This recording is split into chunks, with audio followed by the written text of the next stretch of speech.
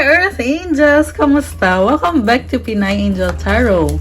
This reading is a love message for no specific sign. This is for anyone na makaka-resonate. Take note na general reading to kaya maaaring mag-resonate. Kung hindi, baka para sa iba yung mensahe. Okay. So, i-take nyo lang yung nag-resonate and hayaan nyo na yung hindi nag-resonate sa inyo. And sa reading na to, aalamin natin kung anong intention sa'yo ng taong mahal mo, kung anong feelings niya sa'yo, kung anong paparating, kung may pagbabago ba, or kung ano man ang lalabas na energies sa reading natin. And mamaya, kukuha ko din kayo ng mga oracle messages. At ito, meron na palang mga oracle messages din. So, i-ready ko lang yung mga cards niyo, guys. Kamusta na kayo? Magandang gabi at happy Saturday evening sa lahat. Hope okay naman kayo. Comment kayo dyan. Comment present para alam ko nanonood kayo. And, ayun. Also, guys, kung kailangan nyo po ng gabay, pwede kayo magpa-private reading sa akin. May bayad po kapag private reading kasi ikaw mismo yung i-reading ko. So, bisitahin nyo po yung Facebook page ko, Pinay Angel Tarot, at i-message nyo ako dun. Pwede nyo rin ako i-message sa Viber or sa WhatsApp para mas mabilis. And sa mga nag-i-inquire tungkol sa mga crystals, marami at iba-iba po itong mga crystal bracelets na sinesell ko para sa inyo. Bisitahin nyo sa Instagram ko, merong to attract love, wealth, prosperity, abundance, self-confidence, motivation, protection, removes negative energy, for passion, for creativity, at marami pa pong iba, guys. Tingnan nyo na lang sa Instagram ko and message nyo ko. Okay? Ayan. So, tingnan natin kung anong mensahe para sa'yo. Ito muna ang oracle messages. Oh my gosh! Man holding a heart. Alam mo, this person loves you. Definitely malalim yung pagmamahal niya sa'yo. Andyan siya palagi. Ang sa nakikita ko, guys, through thick or thin, andyan siya para sa'yo. May problema man o wala, masaya man o hindi, kaya niyang magtiis kung may problems kayo. And malalim yung pagmamahal sa'yo nitong person na to. Door to value. Oh my gosh! Pera.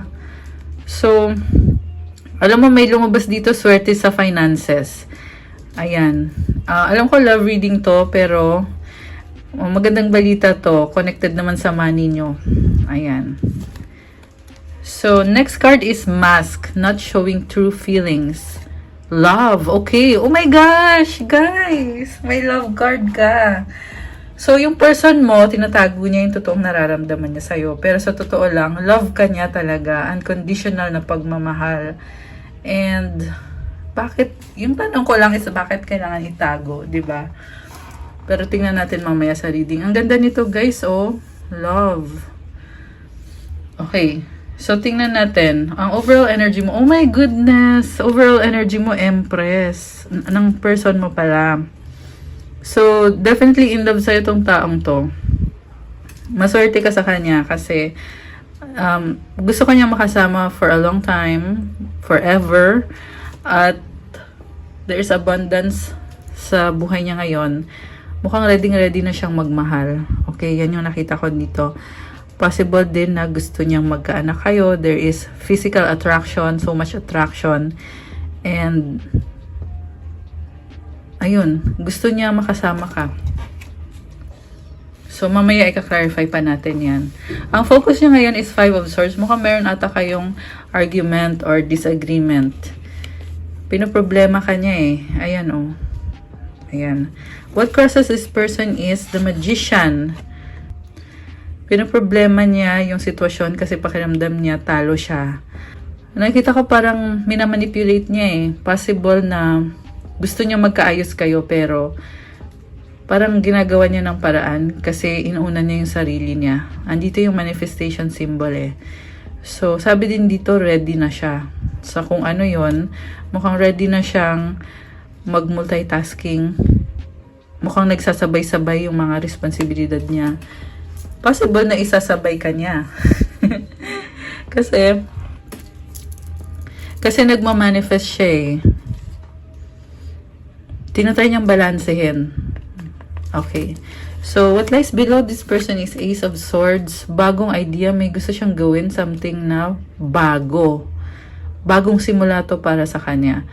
I feel like gusto niyang tapusin kung ano yung hindi healthy sa connection nyo at magsimula kayo ulit. Pero kakaiba yung idea niya. Ang lakas ng energy ng air sign, Gemini, Libra, Aquarius. Meron ding Gemini, Libra, Taurus, Aquarius. Ang lakas talaga ng air sign. Malakas din ang water sign, Cancer, Pisces, Scorpio. Meron ding fire sign, Aries, Sagittarius. Although kahit naman anong sign pwede. So, may bagong idea siya. Meron din namang earth sign. Lahat naman pala ng sign andito. Capricorn, Taurus, Virgo. So, pero binanggit ko lang yung strong signs. Pero kahit anong sign talaga to. Okay? So, ngayon, parang gusto niyang mag-approach sa'yo. Pakita niya sa'yo na may feelings pa rin siya sa'yo. Kailangan ka niya. Gusto ka niya. And parang magsusorry sa'yo. Okay. What lies behind this person? King of Swords. Logical siya mag-isip eh. Pero ngayon, mas okay siya sa past.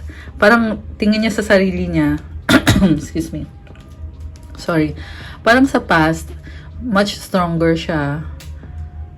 Ngayon sa current, pinoproblema ka niya. Meron kayong problem talaga ngayon. Sa near future, naisip niya lalakas yung loob niya, Queen of Wands. Gusto kanyang pakasalan, gusto kanyang makasama at panindigan yung relasyon nyo or yung connection nyo. So, sa ngayon, nagmamanifest siya, the star energy. Ito yung influence sa connection nyo na wini-wish niya yung pinaka the best para sa buhay niya. Siyempre, kasama ka doon. And mukhang nagkakaroon siya ng hope and ng inspiration dahil sa connection na yan. Possible na ikaw talaga yung nag-i-inspire sa kanya. Oh my gosh! So, parang pag andyan ka kasi nafe-feel niya na masaya siya, secure siya, merong hope para sa kanya. Grabe, parang nafe-feel ko na need ka niya, kailangan ka niya. So, ang tingin niya sa'yo, oh my goodness! 10 of Cups, ikaw yung happiness niya, ikaw yung bumubuo sa kanya, nagbibigay ng sobrang saya sa kanya, at family din. So, parang tingin niya sa'yo, pamilya ka na niya, at kailangan ka niya, and parang ikaw yung kasagutan sa lahat ng hinihiling niya. Oh my gosh, grabe naman to.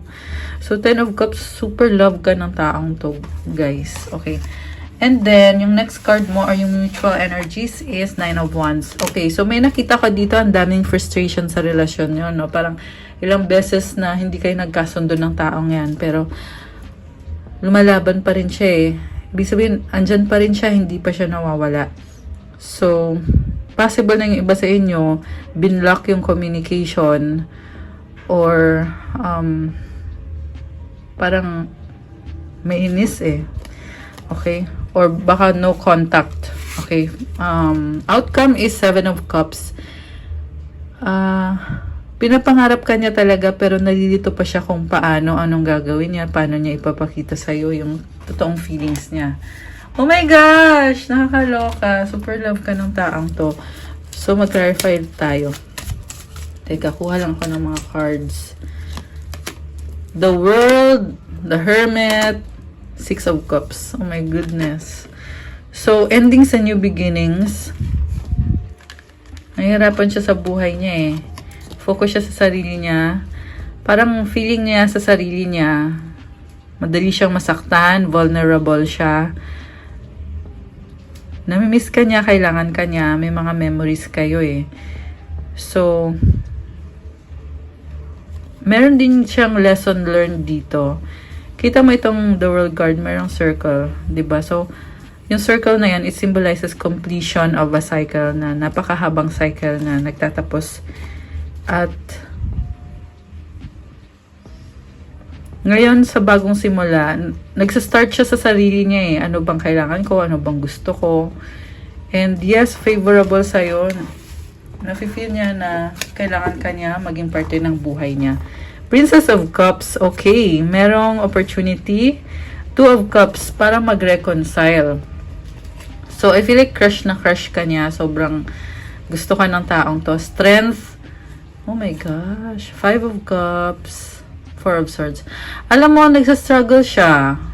Gusto ka niya, oo. Pero na-sense ko dito, mahihain siya eh. Tsaka vulnerable talaga siya ngayon.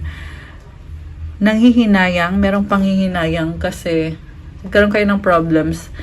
Binabalik-balikan niya yun eh. Pakiramdam niya kasi, andyan pa rin yung problems niyo, hindi niyo pa naayos. Kaya, minsan parang, ayaw niyang mag-risk, kasi gusto niya kalmado yung isip niya. Parang palagi niyang priority is kung ano yung makakabuti sa kanya. Oh, 8 of Cups, tumalikod siya. Ayan, tumalikod siya. Ace of Pentacles, the Hangman. Okay. Grabe. Nakakaloka naman to. Grabe yung reading natin, guys. So, ito ngayon, di ba, tumalikod siya. Tapos, ngayon, dahil nga tumalikod na siya, iniisip niyang bumalik at mag-offer sa'yo ng opportunity, bagong simula, new beginning. Pero, parang ayaw niyang sabihin na burden para sa kanya yan. 10 of Wands. Mukhang marami siyang responsibilidad, marami kailangan ayusin. Possible din na gusto kanyang kontrolin at ayaw niya sabihin sa'yo na oo, babalik siya, pero parang gusto niya sumunod ka sa kanya or gusto niya gawin mo kung ano yung sinasabi niya. Parang conditional. I mean, di ko sinasabi na hindi kanya mahal kasi kanina nakita ko naman na totoong mahal ka niya unconditionally. Pero ngayon may nakita ko dito na gusto niyang kontrolin yung sitwasyon, yung relasyon yung dalawa for some reason. Ayan. Ang lakas sa energy ng Leo. Baka may kadi kayong Leo or merong Leo sa birth chart. Malakas din ang water sign, Cancer, Pisces, Scorpio. Meron ding energy ng Pisces. Fire sign, Aries, Leo, Sagittarius. Ayan. Although kahit naman anong sign pwede. So, gusto niyang kontrolin. Oh my gosh, nakakaloka! Charot. Okay. So, ang next card mo is Judgment and the 9 of Pentacles. Oh, the Fool. So, ang tagal niya inayos yung buhay niya eh. Ngayon dumating na siya sa point niya na parang somehow kontento naman na siya. Masaya naman na siya sa naging improvement sa sarili niya. Pero, anong susunod? Tingnan natin. Oh my gosh. The Devil, Princess of Wands. Sobrang gusto ka ng taong to. Mukhang obsessed sa'yo. Guys, nakakaloka. Ayan, oh, the Devil, Princess of Wands. Parang flirty energy. 3 of Wands. Okay. Ngayon nakita ko dito, pinapakiramdaman ka niya. Gusto niyang mag-move.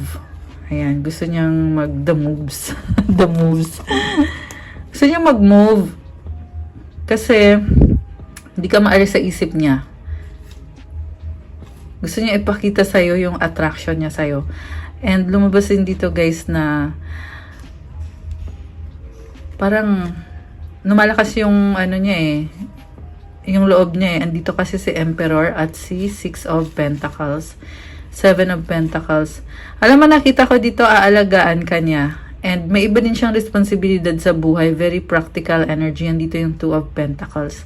So, kanina nabanggit ko yon na parang pagsasabayin niya. Kasi nga mina-manifest niya to eh. So, ibig sabihin, hindi lang ikaw yung iniisip niya. Iniisip niya din syempre yung finances niya, career niya, family niya, kung ano man to. Pero, nagsasabay-sabay. Oh my gosh! Wheel of Fortune and the Tower. Diyos ko, day, nakakaloka. May 9 of Swords pa at may Queen of Swords. Wow. Alam mo, malaking pagbabago yung lumabas dito sa cards. Merong magtatapos na cycle, 10 of Swords. At, oh my gosh, Knight of Wands. Okay, pero bakit ganon? Parang may nakita ako na third party. Okay? Ano kaya yan? Merong tumalikod kasi iba yung gusto niyang i-pursue. The Chariot, 2 of Swords. Pero at the same time, takot siya. 3 Three of Pentacles, Two of Wands. Alam mo sa nakita ko dito, posible maraming options yung person mo. Ayan. Pero natatakot siya. Merong iba na dalawa yung options eh. Ayan. So, kausapin nyo yung person nyo guys. Pakiramdaman nyo. Kasi sa lumabas dito, meron dalawang options. Sinustock niya yung person na yan eh. Meron ng pag-uusap. Ayan yung lumabas dito sa cards. Itong Three of Pentacles. Ayan. Kanina may Three of Swords din. Tsaka Knight of Wands. So, hindi pa siya sure dun sa option niya. Kasi, parang sinusubukan niya eh. Ayan. Sinusubukan niya kung mag-workout ba to, kung gusto din ba ako ng taong to. Ayan. And then, may pag-uusap. Eight of Wands and the King of Wands. Seven of Swords. Alam mo guys, nakita ko dito, may feeling siya na ng attraction. Or may attraction siya sa person na yon. Okay? So, merong third party. Although, hindi to sa lahat magre-resonate, okay? Kaya huwag kayong magalit sa akin. Mamaya, sabihin nyo na sinabi ko na may third party yung person nyo. Hindi po sa lahat. Okay? Lumabas lang talaga yan dito. Kaya kailangan kong i-release sa inyo kasi yan yung mensahe. So, ayun. May gusto siya. Tinatago niya sa'yo. Parang feeling niya right or karapatan niya na magkagusto sa iba. Kaya ang gulo-gulo ngayon, napipressure siya. Parang hindi siya makagalaw dun sa third party niya. Okay. So, Justice. Tingnan natin yung kasunod na card. Teka, ano to? Okay, i-shuffle ko muna. Shuffle muna natin. Nakakaloka tong reading na to. Bakit ganon? Okay na, ang ganda-ganda na eh. Biglang may third party. Okay, tingnan natin. Queen of Pentacles. Four of Pentacles, Nine of Cups. So, may nakita ko dito. Nagmamahalan kayo, pero masyadong maingat. So, ikaw ba to? Kasi nakita ko dito maalaga eh. Na gagawan mo ng paraan para maging okay kayong dalawa. Parang very reliable ka kasi para sa kanya. Ang nafe-feel ko dito guys, naging kampante siya masyado na inisip niya, total andyan ka lang naman. Hindi ka naman mawawala. Ayun. Yun lang. Nakakaloka. Knight of Pentacles, Four of Wands. May nakita kang LDR. Oo, committed kayo sa isa't isa pero malayo or mabagal. Okay. Four of Cups, Knight of Swords, the Lovers. Okay. So, merong hindi masaya sa dalawang options. May offer na tatanggihan niya. So, ayun. Kanina meron tayong nakita na merong third party. Ngayon may lumabas naman dito na may offer sa kanya pero ayaw niya. And the Lovers is about making a decision kung sino talaga yung tunay na mahal niya. So, dyan magkakaalaman. Dyan mo malalaman kapag nag-commit siya sa'yo, ibig sabihin marami siyang options or at least may isa siyang option maliban sa'yo at ikaw yung pinili niya. Kasi, andito yung Lovers eh. So, ang lakas ng energy ng Gemini dito.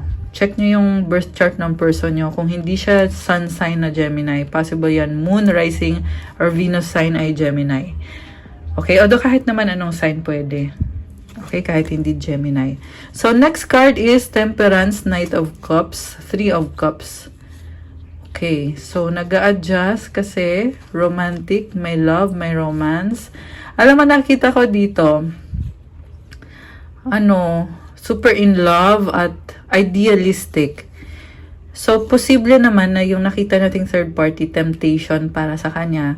Sa huli, nakita ko kasi dito mukhang ilalaban naman niya kung ano yung tama eh. Hierophant kasi very traditional na energy.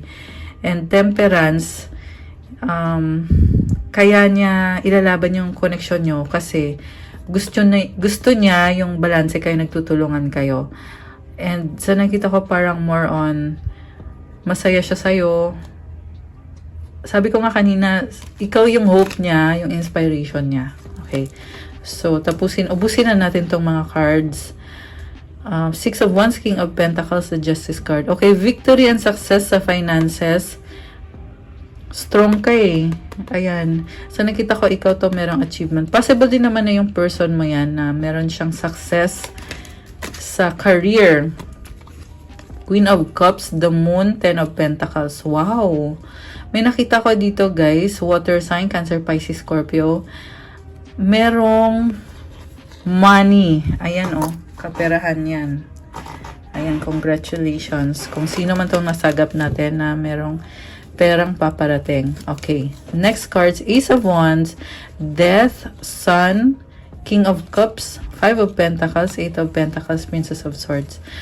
So, merong relasyon na nagtapos pero babalik ulit dahil sa pagmamahal. Pero takot nang masira ulit yung relasyon nyo.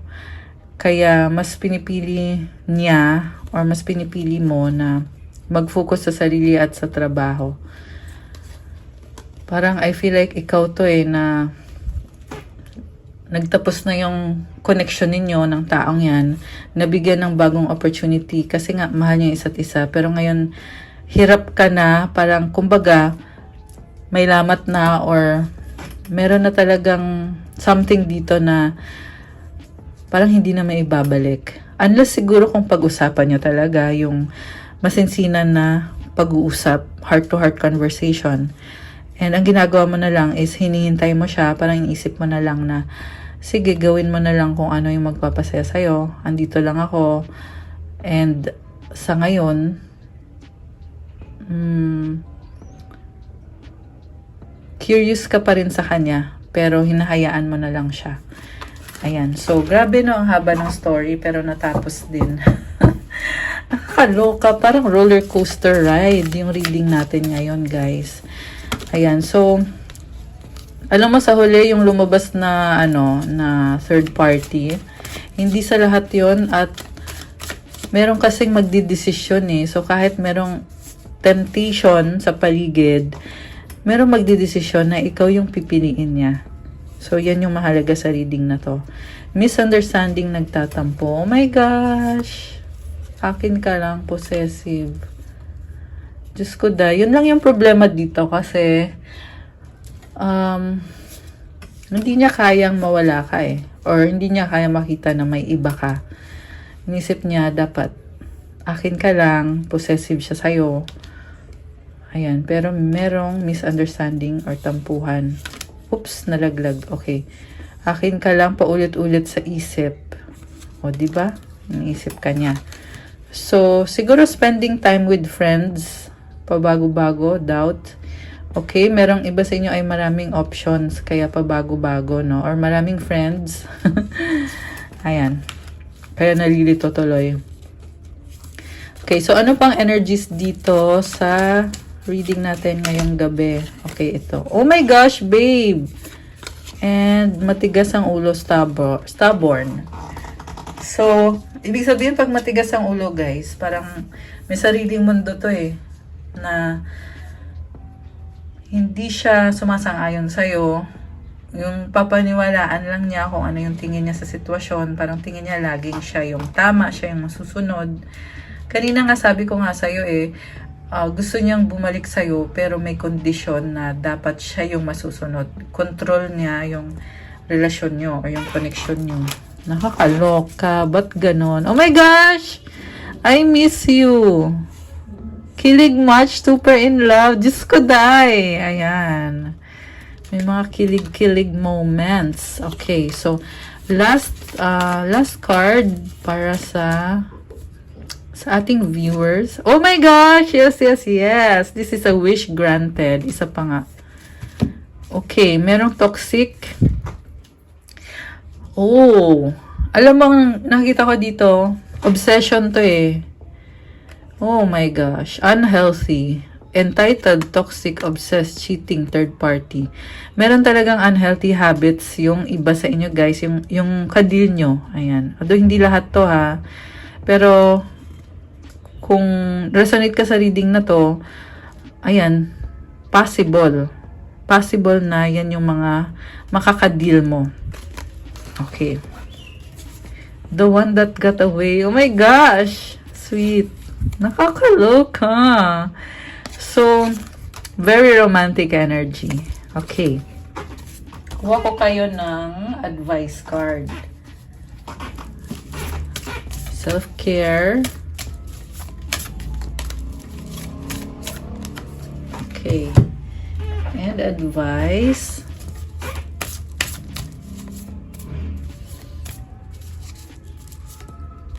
Okay. Isa pang advice. Okay. Tatlo. Dami naman. Sige, tingnan natin yung mga cards. Look to the stars. Pag sinabing look to the stars, minsan kasi may mga pinagdadaanan ka na nahirapan ka kung ano ba dapat gagawin mo, ano bang iisipin mo. Kaya sinasabing look to the stars, itong ginagawa nyo, nakikinig kayo ng tarot reading, yan na yun.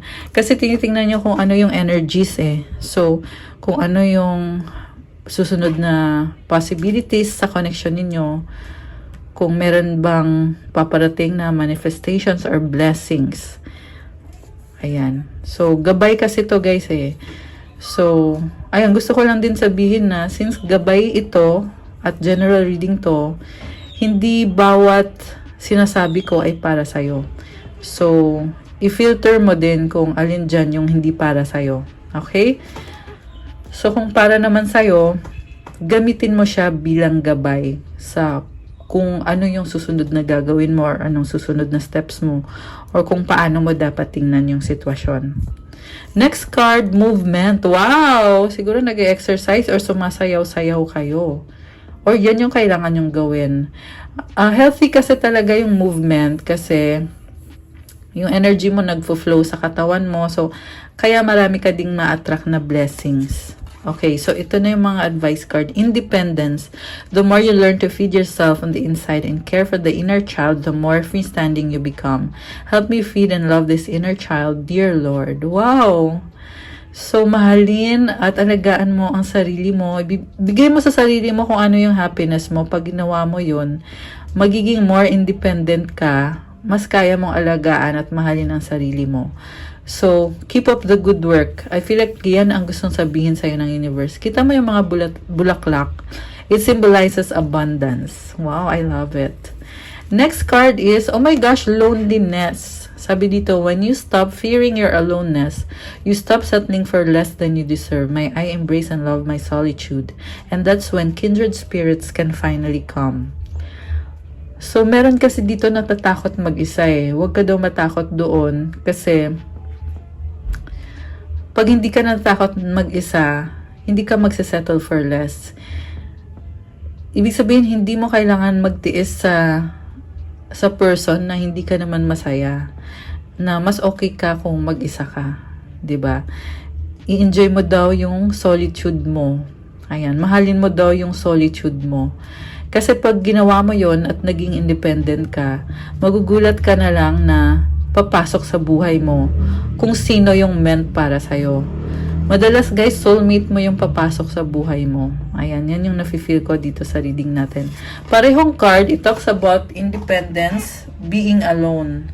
So, posibleng mag-isa ka or single ka, pero hindi ka naman malungkot. Kasi, you won't settle for less than you deserve. Hindi ka takot. At, mahal mo yung pagiging independent mo or yung solitude mo. Ayan. And yung last message, compassion. Wow! As you pray each day for greater compassion, a new self is born, drawing new people and experiences. Dear Lord, help me feel ever deepening self-acceptance. May I see myself as you see me. Oh my gosh, ang ganda naman ito. So, alam mo kapag mapagmahal ka sa ibang mga tao, nagkakaroon ng pagbabago sa sarili mo at maraming na-attract lalo sa'yo mga tao at mga experience sa buhay. And mahalin mo daw ang sarili mo at tingnan mo yung sarili mo kung paano ka tingnan ni God, which is sobrang mahal ka ni God. Ayan, ang ganda naman ito. I love it. So, marami pang taong lalapit sa'yo o dadating sa buhay mo, papasok sa buhay mo, kapag ikaw mismo nagpapakita ka ng compassion sa mga tao sa paligid mo. Oh my gosh! Ayan, nafe-feel ko na merong soulmate na magkikita-kita. Wow, I love it. Okay guys, so that's all for our love message ngayong araw na to. I-click nyo na yung like at mag-comment na kayo kung nagustuhan nyo ba or kung nag-resonate ba ang reading na to or kung ilang percent nag-resonate. Kung hindi nag-resonate, okay lang i-comment nyo pa rin para alam ko. And kung kailangan nyo ng gabay, again, message nyo ako sa Facebook page ko for private reading para masend ko sa inyo yung mga detalye. Syempre, may bayad po na kapag private reading. I-chat nyo ako sa Viber or sa WhatsApp para mas mabilis. Nasa description box po yung number ko. And also, sa mga nag-i-inquire about crystals, yes, meron po tayong crystals na tutulong sa'yo, magbibigay ng energy sa'yo. May dasal na yan pagdating sa'yo. So, tutulungan ka sa specific intentions mo. And para tanggalin yung negativity sa'yo, tanggalin yung stress mo, bigyan ka ng magandang energy, tulungan ka sa pag-communicate mo sa ibang tao or sa specific person mo, and it will help you heal yourself, it will help you attract love, it will help you attract money, at sa career mo, tutulungan ka. Meron din tayong mga crystals for creativity and for self-confidence. And marami pa pong iba, may protection crystals, meron crystal for good health, meron crystal for clarity of mind, for manifestation, at marami pang iba. So, tingnan nyo po sa Instagram ko kasi nakapost po doon, pati yung mga benefits nilalagay ko dyan. Kasi marami po sa mga nagme-message sa akin is hindi nyo pa alam kung paano gumagana yung crystals. Kasi akala nyo pang display lang yan, pero hindi po yan ganyan. May buhay po yung mga crystals. At hindi basta-basta to, galing pa to sa ibang bansa. Sa, magkakaiba ng lugar. Yung iba ako pa mismo bumili nung nagpunta ko ng Thailand few months ago. Pero yung origin po ng mga crystals ay from iba't ibang countries. Merong sa Brazil, sa US, sa Peru, sa South Africa. Marami pa pong iba, guys. Marami pang ibang lugar. Ayan. So, anyway, ayan. Tingnan nyo po dun sa Instagram ko at i-message nyo ako. Thank you so much. Have a good evening. Stay safe. I'll see you again soon, okay? Thank you so much for joining me dito sa ating love message. God bless pa sa lahat. Stay safe. Love you guys. Enjoy your Saturday evening. Bye!